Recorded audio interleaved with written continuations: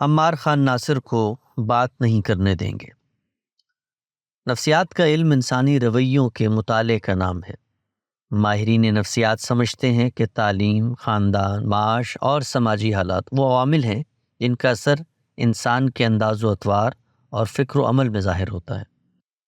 ہمارے مذہبی علماء کے مجموعی طرز عمل کا جائزہ لیا جائے تو دو چیزیں بہت نمایاں نظر آتی ہیں۔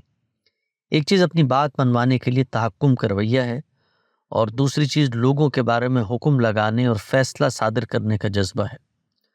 تاریخی تأمل میں اس کا سبب غالباً یہ ہے کہ خلیفہ منصور کے عہد میں جب علماء کو عدلیہ اور قانون سازی کے مناصب پر فائز کیا گیا تو وہ بلا واسطہ طور پر ریاستی اقتدار میں شریک ہو گئے۔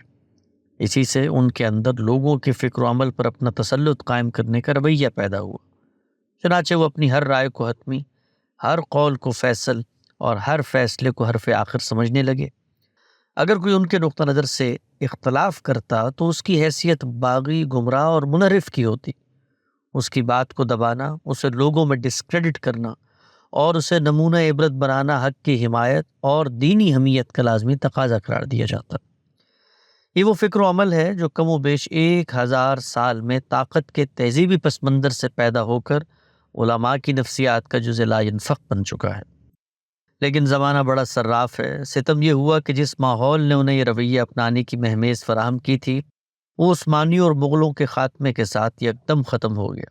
دنیا میں عالمی طاقتوں کی حکمرانی کا دور شروع ہوا۔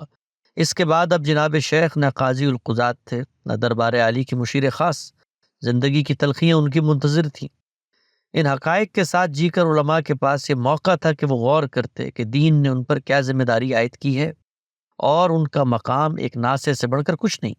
وہ دائی ہیں، قاضی نہیں ہیں، لیکن خوہ بادشاہی کہاں جاتی ہے؟ انہوں نے ہوا کے مخالف چلنے کا فیصلہ کیا اور اپنی عظمت رفتہ کی یافت میں بقیہ دن گزارنے کا عزم کر لیا، اور وہ مقام جو ان سے چھن گیا تھا اس کی یاد تازہ رکھ کر اپنی نفسیاتی تسکین کرنے لگے۔ آخر الامر اب ان کے ہاتھ میں 3 ہتھیار بچے تھے جو ان کے مقام گمگشتہ کو بحال کر سکتے تھے۔ چنانچہ انہوں نے ان تینوں ہتھیاروں کو استعمال کرنے کا فیصلہ کیا۔ ان میں سے پہلا ہتھیار تکفیر کا حق ہے۔ ہمارے علماء یہ سمجھتے ہیں کہ لوگوں کے کفر و ایمان کا فیصلہ کر کے انہیں معاشرے میں اجنبی کر دینے کی یہ صلاحیت اور کسی کے پاس نہیں۔ یہ ان کی طاقت کا مظہر ہے۔ نظم ریاست میں وہ بھلے شریک نہ ہوں، لیکن اس کے باوجود ریاست کے سربراہ تک کے ایمان کو چیلنج کر سکتے ہیں، لہٰذا ان کی یہ حیثیت مان کر ان سے معاملہ کیا جانا چاہیے۔ دوسرا ہتھیار حلت و حرمت کی اتھارٹی کا ہے۔ کھانے پینے کی چیزوں سے لے کر پہننے لگانے کی اشیاء تک حرام و حلال کا فیصلہ ان کے قلم سے ہوگا۔ وہ یہ سمجھتے ہیں کہ اگرچہ وہ عدالتوں میں بیٹھ کر یہ فیصلہ کرنے کا امکان کھو چکے ہیں، لیکن لوگ اب بھی خود کو مجبور محض سمجھ کر ان کے مدارس کی سلطنتوں میں مؤدب حاضر ہوں اور ان کی تصویب سے اپنے آلو اور پرفیوم حلال کروائیں اور اپنے عقیدے اور ایمان کی صنعت لیں۔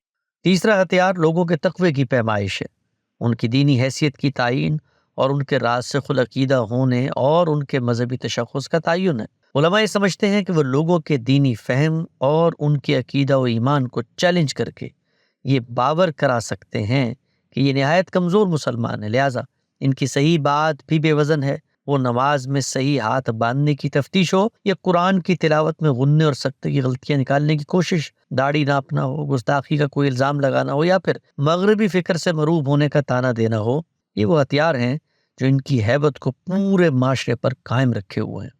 گزشتہ دنوں سپریم کورٹ میں ایک احمدی ملزم کے مقدمے میں جب انفرادی طور پر اظہار رائے کا موقع آیا تو چیف جسٹس نے انفرادی رائے پیش کرنے والوں کا موقف سننے کی بات کی اور فہرست میں درج عمار خان ناصر صاحب کا نام پکار کر پوچھا کہ کیا وہ موجود ہیں۔ عمار صاحب کمرہ عدالت میں موجود تھے، مگر اس سے پہلے کہ وہ کچھ بولتے حاضرین میں متعدد علماء اکٹھے ہو گئے اور عدالت سے مطالبہ کرنے لگے کہ کسی شخص کو انفرادی طور پر ہرگز نہ سنا جائے، صرف اداروں کے نمائندوں کو بولنے کا موقع دیا جائے۔ اس پر کافی بحث و تکرار ہوئی۔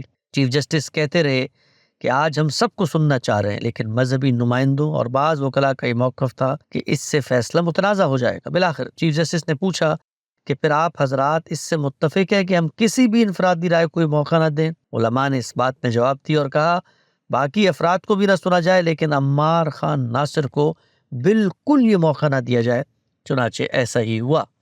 یہ ردات سن کر مجھے اس طبقے پر بہت ترس آیا کہ انسان اپنی متاع گمگشتہ کی یافت میں جیے تو کیا بن جاتا ہے؟ وہ دلیل کے سامنے آنے سے خوف کھاتا ہے، کیونکہ اس کے نظام فکر میں اس کی کوئی حیثیت نہیں۔ ساتھ ہی اس بات پر بھی شرح صدر ہو گیا کہ مسائل احمدیت، توہین مذہب اور رسالت سے اوپر اٹھ کے بقا کی جنگ بن چکے ہیں۔ علماء کو یہ شدید احساس ہے کہ اگر انہوں نے اپنا وجود باقی رکھنا ہے تو یہ تین ہی ہتھیار ہیں، انہیں ہاتھ سے جانے نہیں دینا۔ یہ گئے تو وہ گئے۔ ہمارے اس تجزیے پر اگر کسی کو کوئی سوال ہو تو وہ مغرب میں جا کر اہل کلیسا سے پوچھ لے، معلوم ہو جائے گا کہ انہوں نے بھی اپنے زوال کی منزل کو انہی مراحل سے گزر کر حاصل کیا ہے۔ عمار خان ناصر کو بات نہیں کرنے دیں گے۔